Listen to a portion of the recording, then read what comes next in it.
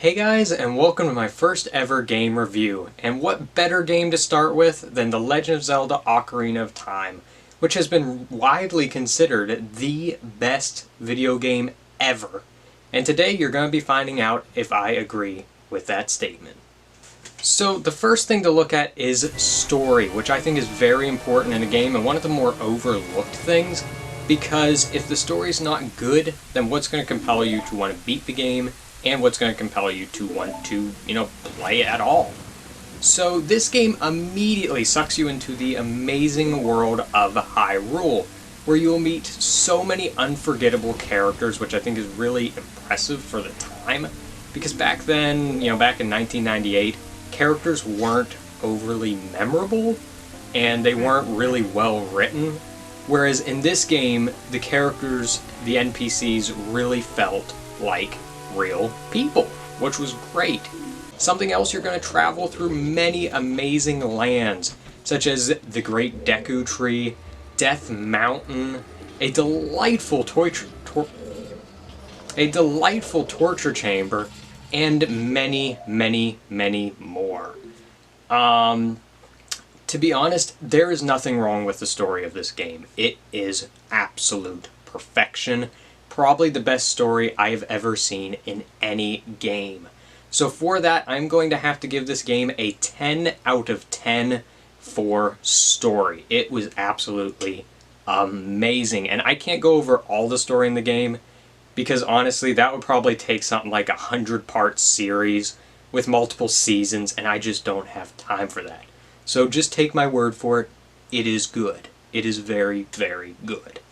Alright, so the next thing to look at is graphics, which I would have to say are probably the second most important thing in a game, story being the third most important. And to be honest with you, the graphics for this game, and I also want to point out, when I'm rating graphics on a game, I like to look at all the games of that time period. So, I wouldn't compare this game to a game that was released, last week, because that just wouldn't work. So I'm comparing it to games of 1998, the year the game was released. I gotta be honest with you, the graphics for this game are actually timeless. I think they are amazing. They're beautiful, they look great. I also like that there was so much consistency in the graphics, because in some games, it's like the main character will look really good, and then the scenery looks terrible, and all the other NPCs look terrible. But in this game, they put detail into every little bit of the game. And that includes NPCs, dungeons, the main character, cutscenes. I like to see that because in so many games the cutscenes look great and the gameplay looks awful. You saw that a lot on the PlayStation 1. But the cutscenes and the gameplay are absolutely seamless. You can go from a cutscene to gameplay and there's no graphical change. I love that. But something else that looked amazing were the bosses. And when I'm talking about Zelda games, bosses are one of my #1 things that I look at. And these bosses were amazing. From King Dodongo to that weird parasite thing in Jabu Jabu's belly, to Bongo Bongo, Twinrova, and the final boss himself, Ganondorf, were all just amazing and so well designed. They all were just great. Now, the one thing with the graphics that I didn't think was so good, and it's literally the only thing in this entire game that I didn't think looked so good, was the boss, Morphia, in the Water Temple. That boss looked stupid, okay? You're going through that whole dungeon and you're just expecting some giant water dragon or a water spider thing or whatever. And you are met with water. With a big red ball. That's literally the boss. It's water with a red ball. It's not even a big red ball. It's I don't know, a foot across. It's little. It just looks stupid, okay? I'm sorry. But everything else in the game looked amazing, except for that one thing. So I'm going to have to give this game a 9 out of 10 for graphics. I thought the graphics were really good, but that one boss had potential but wasn't executed very well. So, moving on. Alright, so next is gameplay, and in my opinion, this is the most important thing in any game. You know, how fun the game is to play, how glitchy the game is, how smooth the mechanics work. That is the most important thing, in my opinion. And, you know, most games back in the late 90s weren't necessarily that smooth. They could be, you know, rough around the edges. You know, some mechanics wouldn't work. Maybe the jumping mechanics were weird. You know, just certain things just weren't great. This game was near perfect when it came to gameplay. I mean, the mechanics worked so smoothly. You know, like the fighting mechanics. I liked the auto jump feature that this game had, where if you ran to an edge, you know, you just naturally jump instead of having to click any buttons to jump. I thought that worked really well. I also liked, you know, the item collecting, you know, where it's like you get the grapple hook and the bow and arrow and the hammer, you know, the megaton hammer. That thing's fun. There's just a lot of items in the game. I liked that idea. You know, I thought there were a lot of interesting and fun battles that were just fun to play through. I thought that the bosses were kind of cool because the bosses in this game were actually almost puzzles in themselves. You know, you have to figure out how to beat the bosses. You know, it's not just like stab, stab, boss, die. It's, you know, you have to maneuver around their defenses, hit them in just the right spot, you know, to bring their defenses down, and then you can stab them in the eye and they die. I really liked that. I thought it added a little bit more complexity to the game.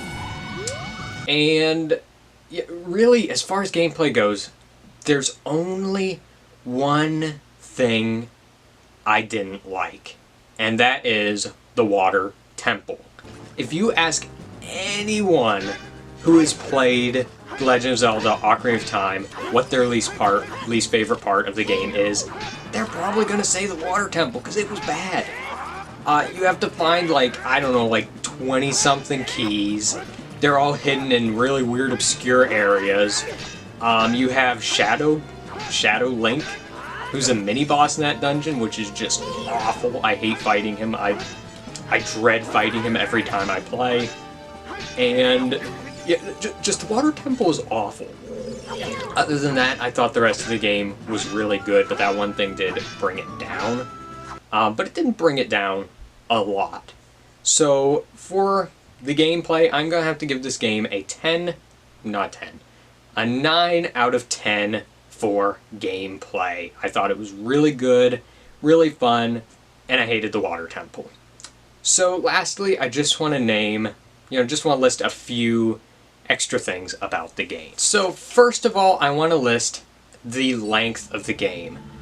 The first time I played through the game, it took me a long time to beat. I don't know exactly how long it took me. I didn't time it. But it probably took me somewhere around 30 to 40 hours. And that was with doing maybe a couple of side quests, but, you know, really just the main story. But on my second playthrough, the one that I did for this review, it only took me 12 and a half hours, and that was with just doing the main story. No extra anything, just main story. So, it's not a short game, it's not a long game, and it definitely takes longer the first time you play, and the reason for that being, I do believe, is there are so many puzzles throughout this game that the first time playing through, you're going to be a little confused, you know, have to figure out the puzzles, but on your second playthrough, there's really going to be very little figuring, and just kind of a lot of doing. You know, you're going to know all the answers to the puzzles, and you know, it's just going to be a lot quicker. Next thing I want to list is the difficulty rating. This game is hard. I would definitely say this is really hard, even for Zelda games, because as a franchise, I think they're a pretty hard franchise. But this one was probably amongst the 3 hardest Zelda games that I've played, and I've played most every Zelda game. So I'm going to have to give this game a 9 out of 10 for difficulty. I've definitely played harder games, but this is amongst some of the hardest, I would definitely say. Thirdly, Difficulty curve. This is something that a lot of people don't really talk about, but I think it's pretty important. You know, basically, I think a good difficulty curve is where at the beginning it's really, really easy, and then it just kind of slowly slopes up in difficulty. You know, that's how a good difficulty curve should be. To be honest, I felt the difficulty curve in this game to be a little kind of erratic. You know, the first 3 areas, I thought they were on a pretty good slope, and then the 4th area kind of just spiked the difficulty into space. I thought it was a lot harder than anything else in the game almost. Maybe not the hardest thing in the game, but one of. And then it kind of stayed up high in difficulty. And then once you got to the Shadow Temple, which weirdly, because Bongo Bongo I thought was really hard, probably one of the hardest bosses in the game, if not the hardest, I felt like the Shadow Temple really dropped in difficulty. Same with the Temple of Soul. I felt like it was really just, like, easy. Really, really easy. And then you hit the final dungeon, Ganon's Castle, and it was really hard. I mean, I thought Ganon's Castle was, like, really hard, so it kind of felt like the difficulty curve basically in the beginning was down here, then up here, then up here, and then down here, and then up here. It was really erratic. One of the most erratic things I thought in the game, honestly, was the Shadow Link mini-boss, which is about halfway through the game in the Water Temple, like at the halfway, little past halfway point of the game. He's a mini-boss, and I would say without a question of a doubt, he's the hardest boss in the entire game, and that's comparing him to all the bosses in the game. And to be honest, Ganondorf, the final boss, is probably one of the easiest bosses in the entire game.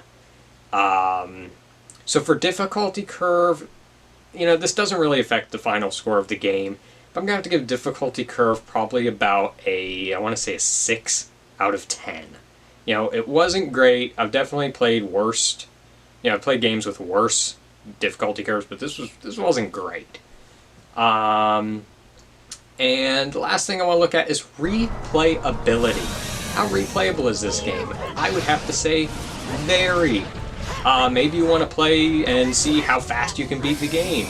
Maybe you want to do all the side quests, and maybe you just want to play the game again. You know, I'm definitely going to replay the game at some point in the future. I've played 2 times now, start to finish. Now, if I wanted to include all the times I've played the game not to the finish, I've probably played the game around 40 times. But I'm definitely going to be replaying the game, and I have to give this game a 10 out of 10 for replayability. It is definitely replayable. And now it is time for the final score of the game. I found this game to be one of the funnest games I've ever played, and definitely one of the most memorable games that I've ever played.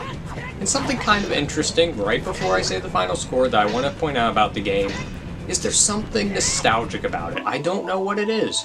You know, you could have not played this game in your entire life. You know, you're in like your 20s or 30s now. Play this game, and there's a weird sense of nostalgia to the game. And I think it's kind of like maybe the fairy tale setting, or maybe it's just because people talk about the game so much, but there's just something nostalgic and great about the game. So, now though, final score time. I am going to give this game a 9.2 out of 10. This is definitely one of the best games I've ever played. Definitely going to play it again, and I would definitely recommend anyone to play this game. I think that it is a game that, if possible, everybody should play, because it's, you know, it's just great. So thanks for watching, and make sure to sub, like, and comment below. Goodbye.